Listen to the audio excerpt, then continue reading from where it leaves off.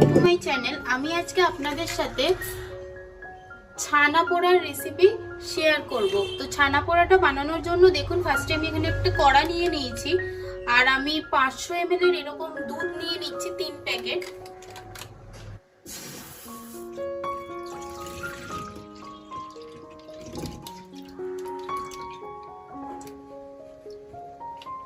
আমি দুধটা কড়াই ঢেলে নিয়েছি, এরপর আমি এটা কন্টিনিউ নাড়াচাড়া করব আর কিছুক্ষণ এটা একটুখানি ফুটিয়ে নেব।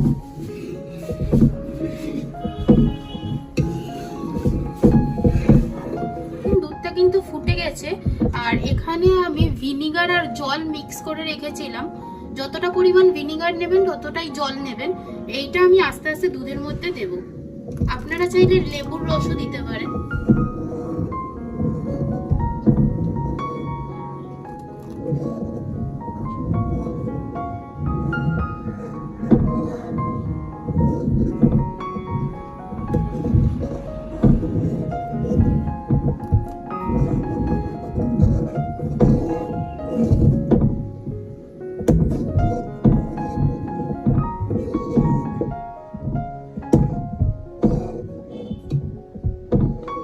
দেখুন ছানাটা কিন্তু কাটা শুরু হয়ে গেছে। এখন দুধটা কেটে গেছে, ছানা আর জলটা কিন্তু পুরো আলাদা আলাদা হয়ে গেছে। এরপর আমি একটা সাদা কাপড়ের মধ্যে ছানাটাকে ভালোভাবে ছেঁকে নেব। আর ছানার জলটাও কিন্তু আমি ফেলবো না, রেখে দেবো, এটাও আমার কাজে লাগবে। আমি কিন্তু ছানাটার থেকে জল ছেঁকে নিয়েছি, আর ছানাটার থেকে কিন্তু বেশি জল ছাকবেন না, একটু জল জল ভাব থাকবে ওরকম ভাবেই ছানাটা নিয়ে নেবেন।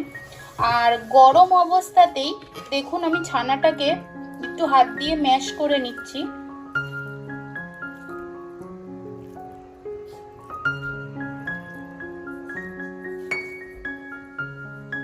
এরপর আমি এর মধ্যে সুজি নিয়ে নিয়েছি, সুজি দেব।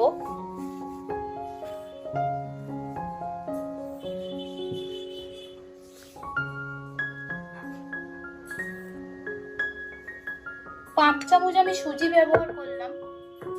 এখানে আমি এলাচের দানা গুঁড়ো করে রেখেছিলাম, এই এলাচের দানাটা দিয়ে দেবো এর মধ্যে।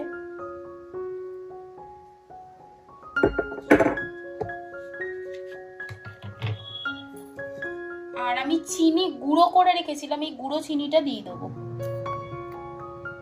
আর এই ছানাটার মধ্যে কিন্তু গরম অবস্থাতেই এই জিনিসগুলো দিয়ে দিতে হবে, ঠান্ডা হয়ে গেলে কিন্তু দিলে হবে না। আপনারা যে যতটা মিষ্টি পছন্দ করেন ততটাই দেবেন।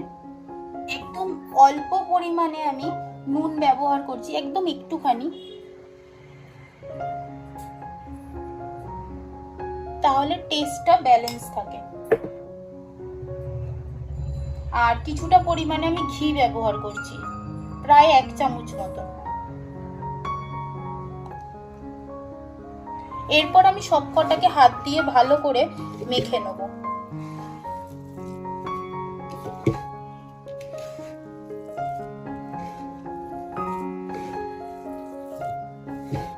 দেখুন আমি কিন্তু ছানাটা ভালো করে মেখে নিয়েছি, আর একটু জল জল ভাবেই মেখেছি। এরপর আমি একটা বাটি দিয়ে এটা পুরোটাকে আমি ঢেকে রেখে দেবো কিছুক্ষণের জন্য। এখন আমি 15 মিনিট হয়ে গেছে। এরপর আমি এই বাটিটা সরিয়ে দেখে নেবো যে কতটা ফুলেছে। দেখুন সুজিটা দেওয়ার জন্য কিন্তু অনেকটাই ফুলে গেছে। এরপর আমি এর মধ্যে 1 চামচ বেকিং পাউডার দিয়ে দেবো। এবার আমি ভালো করে আবার মেখে নেব।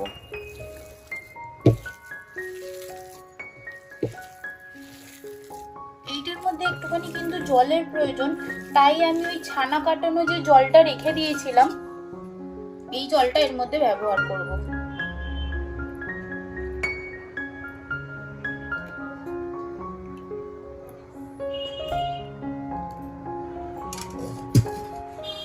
চার থেকে 5 চামচ মতন দিলাম আমি জলটা।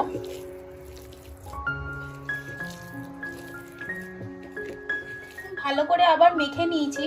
এরপর আমি এখানে একটা কেক টিন নিয়েছি, কেক টিনের মধ্যে আমি ভালো করে ঘিও মাখিয়ে নিয়েছি। আপনাদের কাছে যদি কোনো সিলভারের বাটি থেকে থাকে আপনারা তাতেই নিতে পারেন। এরপর আমি ছানাটা এর মধ্যে দিয়ে দেবো।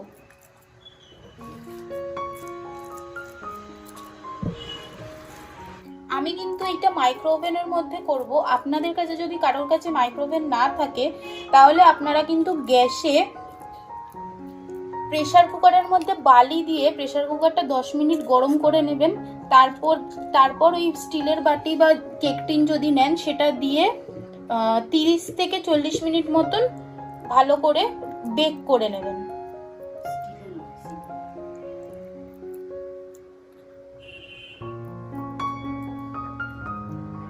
দেখুন আমি ভালো করে সেট করে দিয়েছি।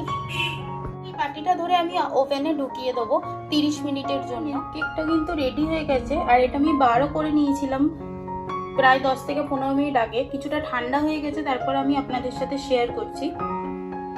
দেখুন কালারটাও কিন্তু খুব সুন্দর এসছে, আর আমি আপনাদের কেটেও দেখাচ্ছি।